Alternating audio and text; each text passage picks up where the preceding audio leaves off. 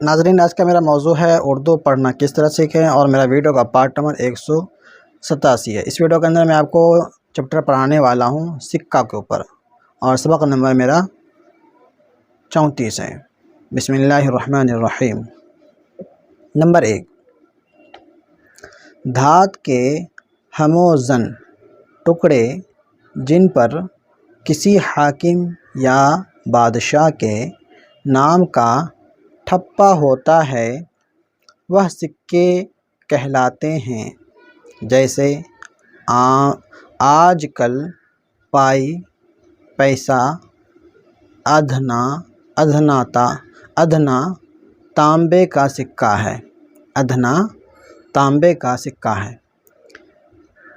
دونی، چونی، اٹھنی اور روپیہ چاندی کا، اشرفی سونے کی۔ نمبر 2، حاکم یا بادشاہ کے نام کا ٹھپا اس بات کی سند اور ضمانت ہے کہ سکہ کھڑی دھات کا ہے، اور جو وزن اس کا معین ہے، مطلب معین کے معنی فکس ہے، اس میں پورا ہے۔ جو لوگ کھوٹے سکے بناتے اور چلاتے ہیں وہ حاکم کے حکم سے سزا پاتے ہیں۔ نمبر 3، جب تک سکہ کا رواج نہ ہوا تھا چیزوں سے چیزوں کا مبادلہ ہوتا تھا۔ مبادلہ کے معنی عدل بدل، مطلب کوئی چیز میں نے دیا تو ان کے بدلے میں کوئی دوسرا چیز ان سے میں نے لیا۔ پہلا ایسا ہوا کرتا تھا جب سکہ پیسہ وغیرہ نہیں چلتا تھا۔ تو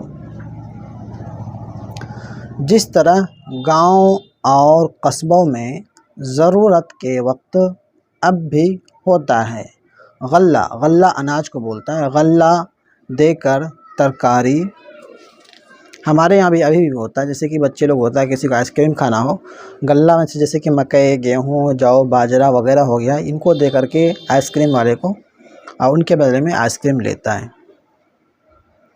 خریدتے ہیں کپاس کے بدلے گھی، تیل اور نمک لے آتے ہیں۔ نمبر 4، سکے بغیر روز مرہ کے چھوٹے موٹے لین دین تو ہو سکتے ہیں، مگر بڑی تجارتوں کا چلن ممکن نہیں، خاص کر بڑے شہروں میں جہاں طرح طرح کے پیشے ہوتے ہیں۔ سکے کی سخت ضرورت ہے۔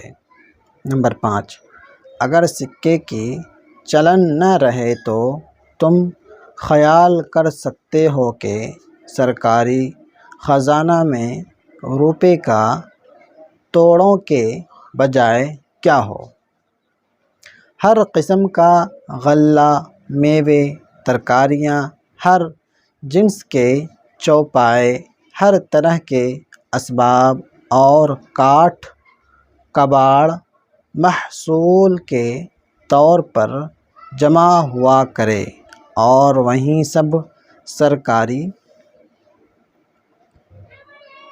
ملازموں کی تنخواہ، ملازم مطلب نوکر جو ہوتے ہیں، کرمچاری جو ہوتے ہیں، ان کو ملازم بولتے ہیں، ملازموں کی تنخواہ مطلب آپ کا منتھلی جو ہوتا ہے، تنخواہ میں تقسیم ہو، تقسیم معنی بھاگ مطلب بانٹنا۔ نمبر 6، اگر سکے نہ ہوتے تو 1 من گیہوں یا چنا اور گھی خریدنے کے واسطے اپلوں کا مالک پوری 2 گاڑی بھر کر منڈی لے جایا کرتا۔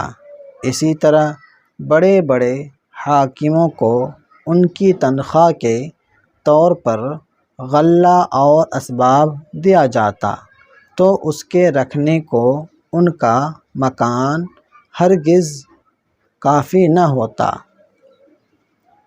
نمبر 7، سکے سے تجارت اور لین دین میں بڑی سہولت ہوتی ہے۔ ہر شخص اپنی محنت یا اپنے مال کے عوض میں سکہ لے لیتا ہے اور جب چاہتا ہے ان کے بدلے میں اپنی خواہش اور ضرورت کے موافق ہر چیز خرید سکتا ہے۔ نمبر 8، دھات اور سب چیزوں سے زیادہ مضبوط اور وزنی ہوتا ہے۔ دھات جیسے کہ لوہا، چاندی، لوہا سب جو ہو گیا۔ وزنی ہم اس چیز کو کہتے ہیں جو جگہ کم گھیرتی ہے۔